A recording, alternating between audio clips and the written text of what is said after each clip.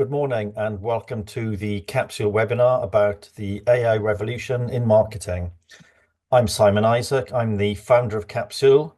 I'm the founder of an agency that's actually 15 years in the making. I'm also joined today by three of our Capsule marketing specialists, Laura Shoebridge, Bess Marina, and Frey Miller, who will also share their own insights into AI and how it fits into their roles today working in an agency. Laura is fielding questions, which we will take at the end of the webinar. So do please put them into the chat and we will answer as many as we can. If we can't answer all of them, we will reach out to you by email with our response after the webinar. You can also reach out to us directly afterwards if you want. Our contact details are on our website. We're always happy to chat to people, and we will be sharing a recording of the webinar as well. There is one thing important I wanted to start by saying, and that is that I am not an AI expert, but what I am is a marketer who's worked in this sector since before the internet as we know it today, before websites were a thing, before email marketing filled our inboxes, and here I am today at the cusp of probably one of the biggest shakeups for the marketing industry that I've seen in my lifetime. So artificial intelligence has firmly established itself as a transformative force in the marketing industry already. It's revolutionizing how brands connect with customers and also optimizing strategies as well. And we see this happening all the time now, from data analysis and content creation to customer engagement. AI is rapidly redefining marketing practices. Now, while there is some debate still over whether AI will eventually surpass human marketers or surpass any human thinking I've been reading in the news today, it's quite clear that the technology can significantly enhance the effectiveness of marketing efforts. Today, we'll explore the evolving role of AI in marketing, analysing its strengths, its limitations as well, and the powerful synergies that emerge when AI and human creativity collaborate. And we call that actual intelligence at Capsule, and that's the sweet spot for us. So as AI continues to shape the landscape, understanding its potential and how to integrate it with traditional marketing expertise will be key to staying ahead in a competitive marketplace. The scale at which AI is being adopted in marketing is quite staggering. Projections indicate that the global AI marketing market will reach 86 billion by the end of 2025. And that's growing at an annual rate of 29% from 2019 to today.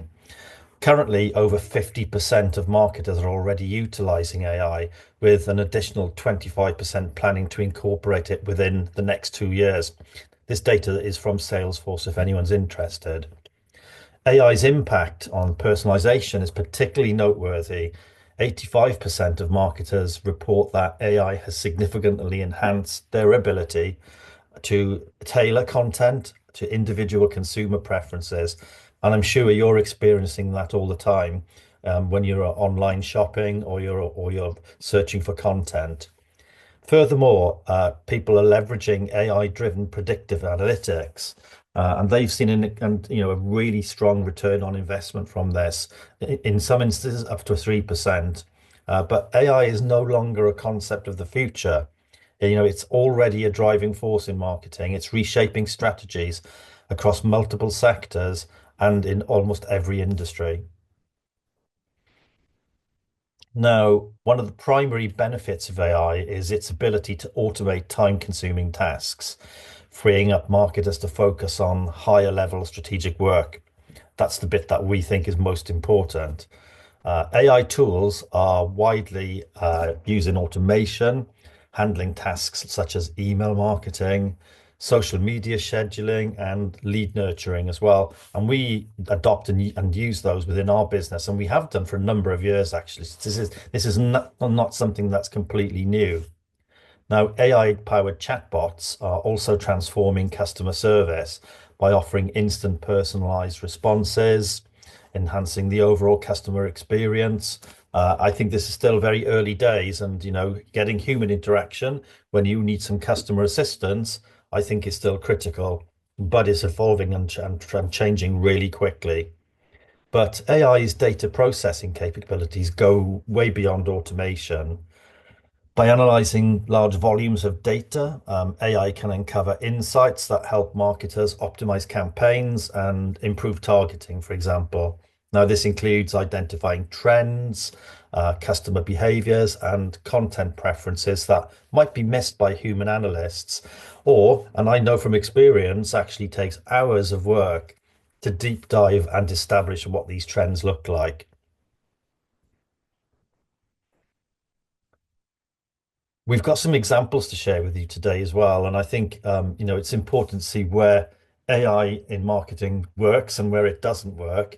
And here's the first one, and this is The Economist, and I've picked this one because it's actually so I'm speaking from experience with it. So the Economist AI-driven programmatic advertising campaign buys and sells a combination of targeted advertising autonomously using AI technology to capture data, analyze it in detail, and then identify a segmented audience of what they call reluctant readers.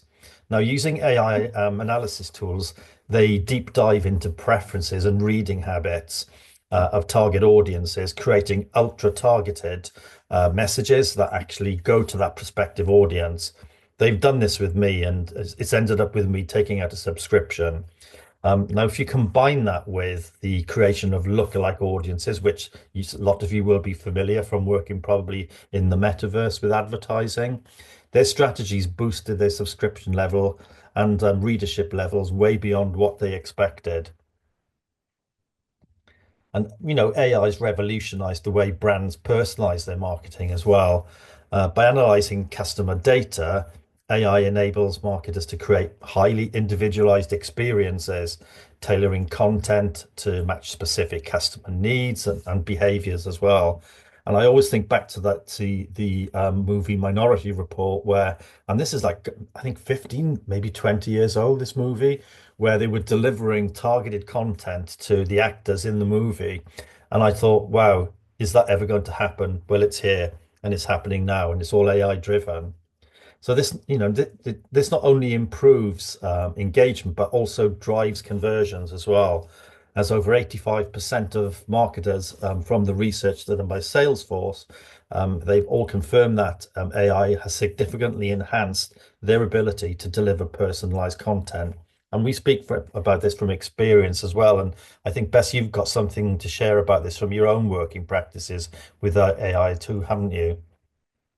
Yeah, so one thing to remember to get the best results from AI or an AI platform is to optimize your prompt. So not many people realize the importance of this and what it actually means.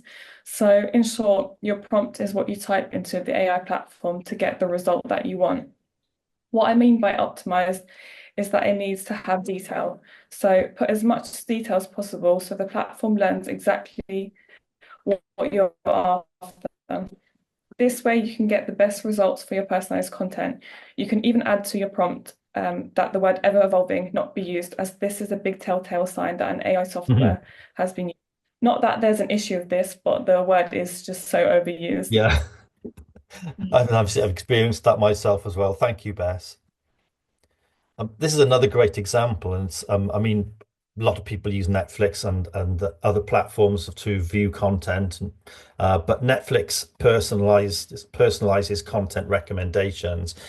Most of us, I assume, use Netflix these days, and no doubt adopt the recommendations on content it makes. I've noticed over the last few months that it's become a lot more sophisticated. It's making a lot more recommendations. The recommendations are much more targeted around the nuances and the sort of th types of content that I like. Now, this AI-driven personalization now accounts for over 80% of consumed content on Netflix, which is incredible. And if you build that into the context of, film production companies, TV production companies, the opportunity for Netflix to monetize this type of promotion is incredible. So, this is a great example of how AI has made that really, really work for a large multinational corporate brand. And this is another example, and this is one that Freya's been researching. And yeah, I'll let you talk about this, Freya, actually. Thanks, Si. Yeah, I wanted to pull together a couple of examples of how AI is used in sort of creative pursuits, because I think it's a place where success is a little less certain. So this first one is Coca-Cola's Create Real Magic campaign, and it gave creatives access to a rich visual archive of iconic Coca-Cola visuals in a sandbox that was powered by AI. Mm. It was developed in partnership with OpenAI of ChatGPT fame and Bain and Company. And the main output was a website where creatives and anyone really could visit and reimagine a vast collection of archived iconic Coca-Cola images. You can see here what some users did with the iconic Coke bottle shape. Mm. This campaign just encourages fresh perspectives on Coca-Cola's iconic brand, which generated online engagement and buzz, and had Mm. the even more impressive hook of having the chance to see something you've created in iconic advertising locations. Outputs from this campaign carried through to an event called the Real Magic Creative Academy, which was held at Coca-Cola headquarters in Atlanta. And 30 selected artists met with Coca-Cola's marketing team and other organizations, including OpenAI and Bain and Company, on the cutting edge of AI use. This places Coca-Cola at the forefront of creative AI innovation in marketing, with the caveat that they're exploring how designers and AI platforms can work together. Mm. This isn't the case for my second example, though. Uh, Pentagram is a large creative marketing agency based out of New York, and they experienced quite a different reception with their creative AI use. This case made waves in the design community in particular. The first time I heard about it, our head designer said, "Have you seen this?" and what people are saying about it. And that's why I chose to include it today. The project was a website for tracking government policy and strategy, and it required thousands of bespoke icons with a scope for this to grow further.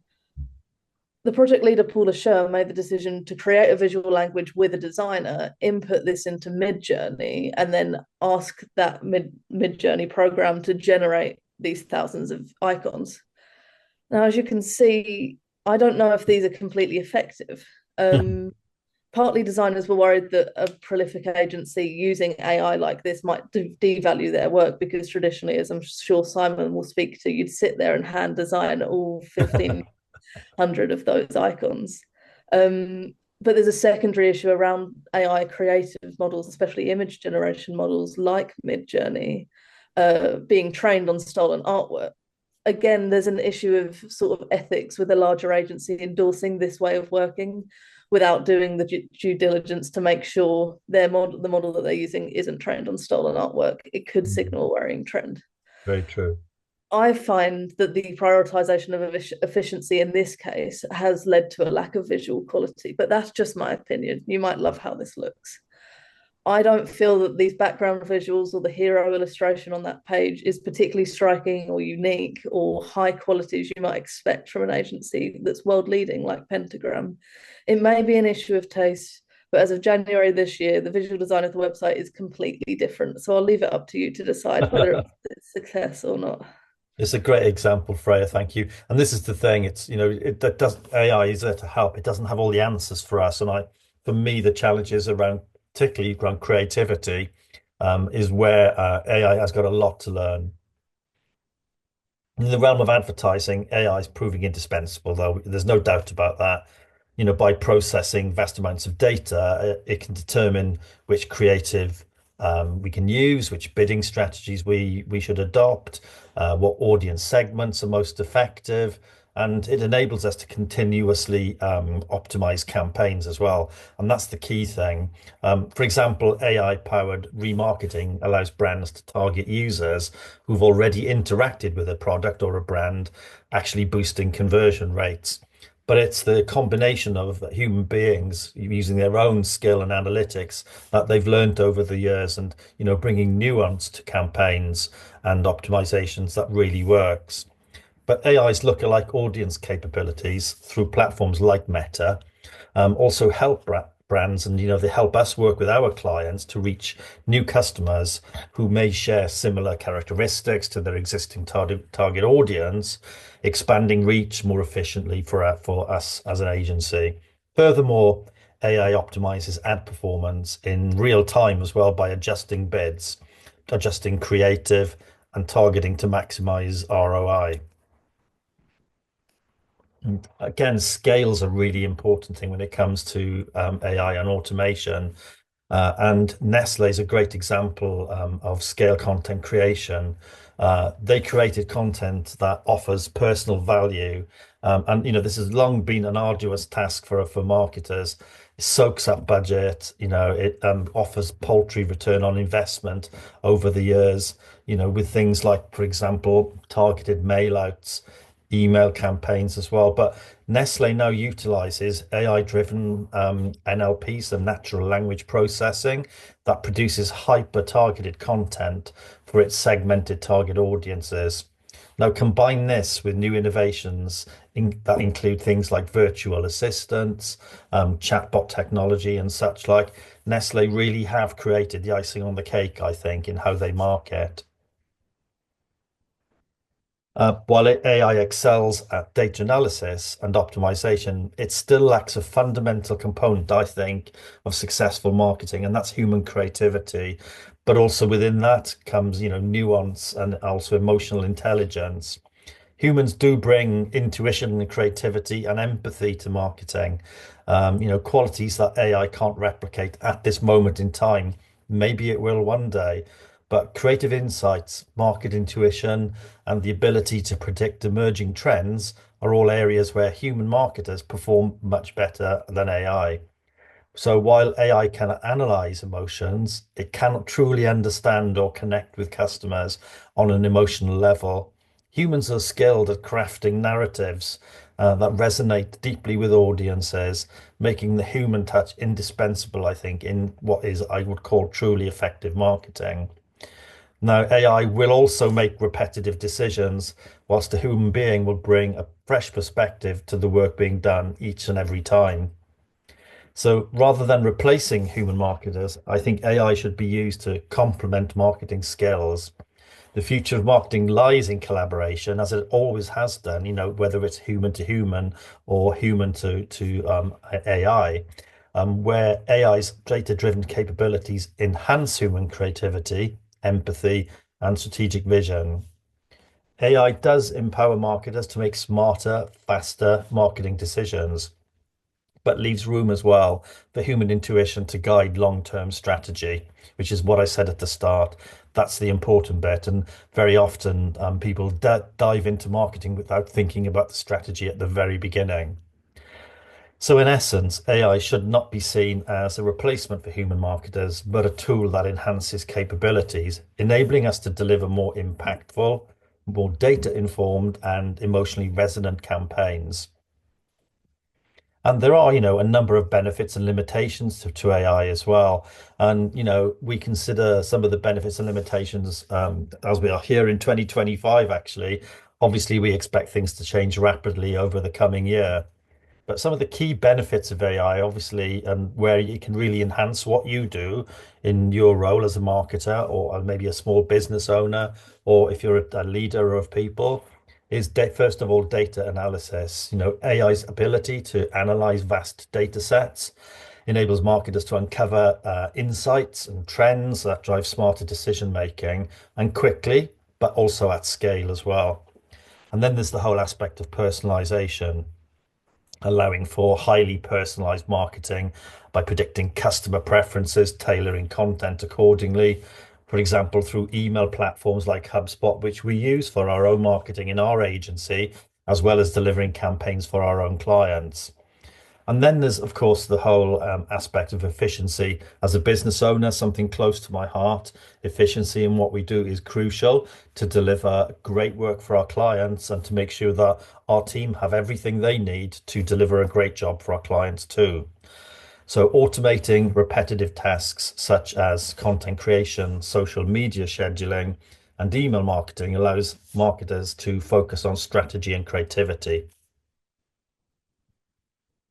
but there are the limitations. And, while AI is incredibly efficient, it does lack the emotional intelligence and intuition that we as human beings bring to decision making. Now, AI can process data, but cannot make subjective, nuanced judgments based on cultural trends or shifts in consumer sentiment, which can happen quite quickly. And I think you had some thoughts on this yourself as well, Bess, didn't you? Yeah, so leading on from what you said, the biggest limitation of AI is that it can't have crucial conversations with customers or prospects about the emotional drive behind the brand. So this is the what we do and how we do it. Mm. So it can't convince someone that you're the best choice for the business, or reason with a customer on a human level. And it definitely doesn't mean you can stay at home and send Gemini to a trade show. But what it can do is prepare you for those events and also the conversations when you have those events. So if you are running an event, AI can help you to never miss the instructions on how to get to the event or lose an opportunity to email them with more information. This is why we say the combination of actual intelligence, so us, and AI is the perfect mix. And when we were talking about this yesterday, we were filming at an event for a client at the NEC yesterday, and we were running targeted campaigns to the attending audience there as well. When a couple of days before I was researching how to get there, where I was going to park, I mean, that took me 45 minutes. And, what Bess shed light on for me yesterday was way that AI could have helped me sort all that out in one fell swoop within like a couple of minutes. So, those sort of things where I see AI really helping me as a business owner make quicker and faster decisions. Thank you, Bess. So this is the key question now, isn't it? This can AI replace human marketers? And I don't think AI is set to replace human marketers. Rather, I think it serves as a tool to amplify our capabilities as marketers. The combination of AI's analytical power, combined with human creativity and strategic insight, I think creates a more effective and efficient marketing process. Human expertise remains crucial for developing the high level strategies, the emotional connections, the things that drive lasting customer loyalty. For small businesses, particularly, the adoption of AI powered tools may initially seem daunting, and especially due to costs and technical expertise. However, I think user-friendly platforms like AI ads are making it much easier for businesses of all sizes to harness AI's power without the need for advanced technical skills. And I think you've got another thought on this as well, Bess, haven't you? Yeah, so I think it's really important for us to remember that without us, there would be no AI. AI learns from us and produces content from what we as humans have created. None of the ideas are new original ideas. We are the foundation of everything. And another important thing to remember is that AI does not have all the answers. I would never suggest to anyone to make any big decisions using AI and not consult about it with their team or whoever they need to consult with. That's a really good point, actually. And I think talking to others about it is a real thing. And we've shown some good examples today of that highlight how AI and human creativity can work in tandem to create innovative, highly effective marketing strategies where AI and human intelligence work hand in hand. But here's one that I really like, and this one's from Starbucks, who developed an AI voice-powered barista. Well, over 60 million adults now use voice search at least once a day. It's an incredible statistic. So Starbucks had a great idea to integrate this into an app with Alexa to allow its customers to create their own My Starbucks barista to make their orders, a combination of using voice and chatbot technology to deliver the unique twist to the customer experience. And I think, this is where we're at today in marketing, isn't it? It's like there's the old and there's the new, and people want experiences. They want to try different things. And, this is a great example where Starbucks, I think, have used AI and been quite ingenious in coming up with something that's delivered a new experience for their customers. So finally, then rounding up now, so looking ahead, so a new era of marketing innovation. As AI technology evolves, its integration into marketing will become even more seamless. It's offering deeper insights and become more personalized, targeted marketing strategies that will help us drive and work in our roles as marketers. But I do think the collaboration between AI and human marketers will continue to drive innovation, enabling brands to deliver more impactful, data-driven, and emotionally resonant campaigns. So, in conclusion, I think AI is not just a tool, it's a catalyst for change in marketing now. By embracing AI while leveraging the actual intelligence of human creativity, intuition, and empathy, businesses can create groundbreaking campaigns that resonate with audiences and drive lasting results. So the future of marketing is bright, and AI will play a central role in shaping that future. So that concludes everything for today. We've have some questions. You can download our free guide as well, and Laura will send that on to everybody who's attended today. Thank you everybody for joining us today, and we would like to open the floor up and answer any questions. So it's over to Laura. Thank you. That was really interesting. So we have a few questions that have come in directly. We've got, what marketing task can AI be used for? It's interesting. Who wants to answer that one? Because we've got Freya and Bess here who use these things every day. So AI can be used for so many different tasks. It just depends on what you really want to use it for. Mm. Um, I've used it for reporting and copywriting, and I know you can also use it for scheduling and even design. However, I have found that the design kind of aspect isn't so good. So yeah, that's my take on it. Thanks, Bess. I've just actually started using Gemini for taking meeting notes. Mm. I've got my pen. I'm a bit old-fashioned with pen and paper still.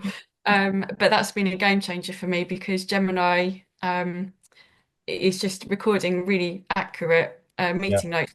Saved me I see loads. someone's using Fireflies as well, note taker Yeah. online here today too as well. Freya, do you have any thoughts about sort of, because I think content's an interesting one, isn't it, really, when it comes to Yeah. content creation and using Yeah, it? it is an interesting one, and I think I spoke a lot to how creatively AI is in a weird place right now. Mm. I suppose as a tool, and I think this is me and Bess are pretty aligned on how we use it. If you were a wicker hat seller and you were trying to work out what USPs to focus on for your target market, you can tell AI, this is who I'm trying to reach and this is what I sell. Generate loads of different, 20 is usually the number I go for, different copy lines. And you might have lines that talk about how it's lightweight on your head and how it shades your head from the sun. And that it can help you to think about all the different ways that your product or offering can benefit the customer you're trying to reach. And then you sit there and go, oh, yeah, so I didn't think about how it's lightweight on my head. I'm going to talk about that this time. And then take it off and do your thing. It's like Yeah. having someone else around the table to discuss with and just break you out of that day to day, always in That's the day to day thinking. That's Yeah. so interesting. It's like using that piece of artificial intelligence like another member of the team in a creative discussion. Like we would sit and have a brainstorm about a campaign idea or a project for a client. The AI is just it's another seat at the table, really, isn't it? Yeah. Thanks, Steve. Any other questions, Laura? Yeah, sure. Meta has implemented AI-generated content suggestions for marketing campaigns. What do you think of them and do you use them? Who would like to answer that one? I think I can talk to this one just quickly. I set up a lot of paid social campaigns for Capsule, and as you're inputting in content, Meta will bring up a screen that says, would you like to use any of our AI generated content based on what you've inputted? So it's sort of prompt writing in that sense, that it bases its suggestions off of what you give it. I creatively, for sure, haven't seen anything valuable come out of it yet. In terms of copy, if you've only written, say, the most optimized ad on Meta has 3 variations of copy. If you've only written one, it may be a good decision to just choose 2 more to be able to send out a fully optimized ad. In general, though, I don't see those suggestions really doing much to reinvent the wheel. So in the case that technology gets more sophisticated, I think it could be a good thing to use. At the moment, I don't really pay it any attention after a little bit of evaluation and testing. Yeah, Okay, yeah. thank you. Let's Just take a couple another one. more questions, if that's okay. Um, so we've got, how is Google's AI search box going to impact SEO returns or SEO Mm. strategies? Who would like to answer that one? I can speak to this one as well. Just Okay. uh, I think it was a scary time for a minute for our SEO specialists at Capsule, and I think what's come out of that is that the thing to focus on is now optimizing for that AI answer box instead. So thinking about conversational queries, thinking about making it easy to draw relevant information off of your website because it's clear, concise, and written so that anyone could read it. And so in a very factual way, Mm. backlinks the key to making your website feel legitimate to AI. Even using bullet pointed lists and very clear formatting on your website can help that. And I think the other key thing is to have a fast loading website and a good user experience. Because as it's Google's AI choosing what websites it uses, if you rank well, it's going to be more likely to come to you for that information. You may see a drop in clicks and efficacy, but that means that we might see a swing towards brand terms being much more important in traditional SEO strategy. Yeah, that's a really good point because what you've sort of highlighted there to me is what, with the advent of AI and the rise of AI, what we shouldn't forget are the basic fundamentals of good marketing as well, which are things like making sure that you've got a really well designed website that loads quickly, that has the right calls to action in the right places, has got the right content on that the user can find as well. All of those things, let's not forget them and make sure that you've got all of those areas covered as well. That's a great point. Laura, have we got time for one more? We'll just do one more. So thanks, Jennifer, for your question. How do you use AI in analytics? Mm. Do you import data from LinkedIn or other sources of data? Anything you can elaborate on, team? So we actually use Gemini for reporting, and it works really well with like the Google Analytics and Google Search Console kind of programs, and also the Google Data Studio. So it just can automatically kind of read the analytics and all the results from the report, and it kind of spits out commentary.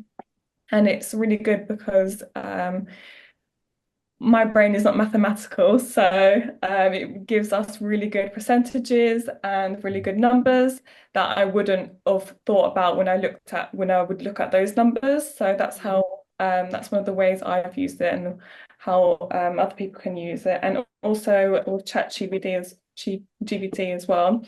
You can use that as well if you import any results or analytics. It can kind of give you a summary of what it sees in the image. So yeah, it's It's really a easy as really well. It's a really good observation on the whole Gemini front with regards to reporting because we spent hours developing our reports for clients, and we every month we sit with our clients and talk through performance and talk through what our goals and focus is going to be for the following month for them when we run campaigns and when we manage digital for them. So for something like Gemini to be able to sort of give us the numbers, what that does is it gives us a lot more time to think about the strategy, to think about, what's really worked, what hasn't worked, what are we going to optimize for next month, but also flagging up new ideas as well and new opportunities within campaigns. So it's like the big thing for me, and again, as a business owner, it's saving the team time, doing that deep dive, giving them the information they need to make those strategic decisions much more quickly and giving them time to make even more decisions that can drive growth for our clients. Thank you, Simon. We do have a couple more questions, but what we'll do, our email response is out. I will also share the recording Thank as you. well. Yes, Right. we'll respond directly to anyone. Sorry, we've run out of time now, folks. I think we've 5 minutes over our half hour. And we know everybody's busy and it's Friday and everybody wants to get done ready for the weekend. Thanks so much for joining. Do download the guide, and do reach out to us as well if you want to have a one-to-one conversation. We're always happy to chat about ideas around marketing. Me in particular, I'm always happy to get on the phone and have a guess about certain things with AI and how it's changing what we're doing. Thanks everybody, and we hope to see you again at our next webinar.